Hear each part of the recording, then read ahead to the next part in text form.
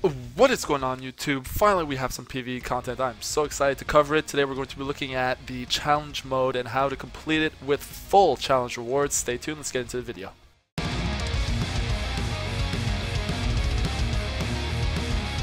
Alright guys, so I just want to remind you that this is the last video for the November giveaway. Make sure that you are looking at your screen, all the details are there. Make sure that you're subscribed, that you're liking the video, and that you're commenting the 2 questions I will ask you throughout the video down below. And don't worry, for any of you who listen to me as a podcast, go ahead and do what you do. I'm going to say the questions verbally as requested. Without further ado though, we're getting right into this video. The first thing I want to look at with you guys is the team. Honestly, to get your full rewards for this challenge, you don't need anything kind of over the top. The main thing I will have you look at is the Nappa. Nappa makes you do bonus damage to purple units. This is a very big deal because it will apply to everything that you do. These guys are very tanky, so just make sure that you have your Nappa on your team. The rest, I mean, get buff units, get some, I guess, strong units that you would be using normally. So I have the new buffed Frieza, I have Goku Black with way too many stars, and the Super Vegeta. So without further ado, let's get into it. Now, the first thing that I want to have a look at with you guys is scripting. So just like in PvP, you know, some players kind of come trained to do certain things, right? So if you put a delay on them after you vanish, you know, they'll always try to vanish right away type thing. So if you put a delay, then you can hit them while they dash to the side. The computer is no different.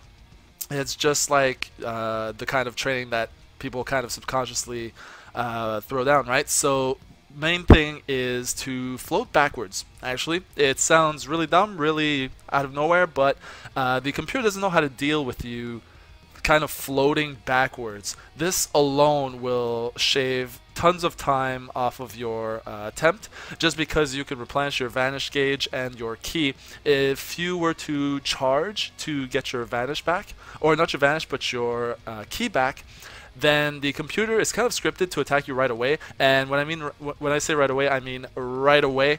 This computer will literally just charge at you as soon as it notices that you have held the button down, making it very difficult to dodge, actually. So make sure that you are always floating back. Try not to charge whatsoever, if at all possible, unless you literally have something planned up your sleeve, you know. Second thing is your Rising Rush. For those of you who have tried already and failed, you'll notice that your Rising Rush does not do much damage to them. That being said, it is your largest source of damage. What you want to do is use Rising Rush to extend your combo as much as possible. So, for example, if you do hit the opponent that you have in front of you, you're going to want to use all of your cards, make the longest combo as possible. Ideally with buffs up.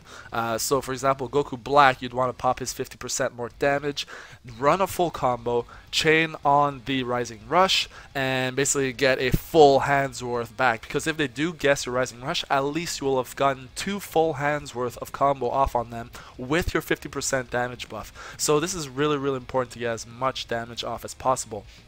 That's number 1. Number 2. Demon King Piccolo, not that big of a deal. Kamikolo, a very big deal. He will literally one-shot you if he has nothing but blast cards. This is a very, very dangerous unit, and he locks you in when he jumps in. So what you want to be doing is use all your cooldowns, main abilities, super cards, the blue ones. Rising Rush, you really want to eliminate him. Personally, I've done this a few times since this attempt, where I actually did it, and I have kind of been able to either use the Rising Rush, because you'll probably get more than one, to be completely honest. If you're playing correctly and you know you're flowing backwards, getting all your ki back, getting all your cards back, you're able to build several Rising Rushes, and this is essential to beating this challenge and getting the lowest time. So you can also use the Rising Rush on the normal Piccolo, which can heal, and that heal is brutal. Like, it'll really slow down your time because they're so tanky and they're getting so much health back. So those are literally the 3 only things you need to remember. And the rest of it is a cakewalk. Obviously, make sure that you're dodging whenever they do attack you with any type of cards, specifically because it will waste their damage.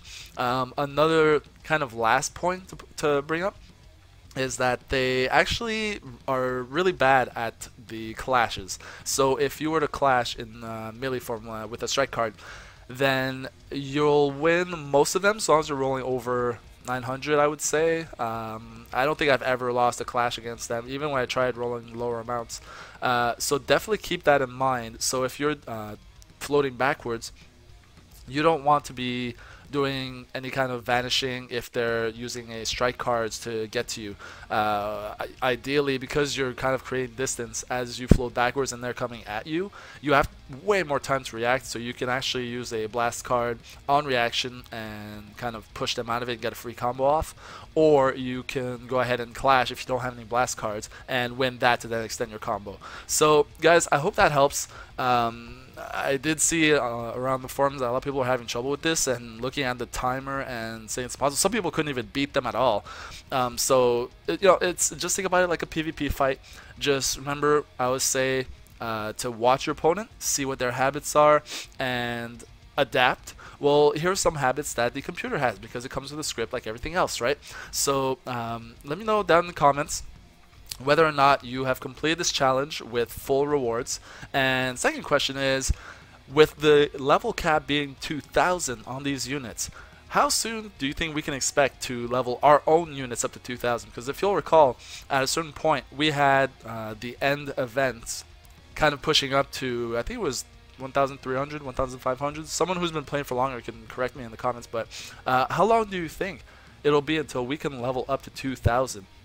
Drop that all the way down in the comments. And without further ado, guys, I will see you in the next video. Remember that I'm announcing the winner to the giveaway as well, so make sure that you're a sub, make sure that you have gone back to all the videos in the month of November, right up until I believe it was after the first week that we started this one, so that you have all of your chances to win.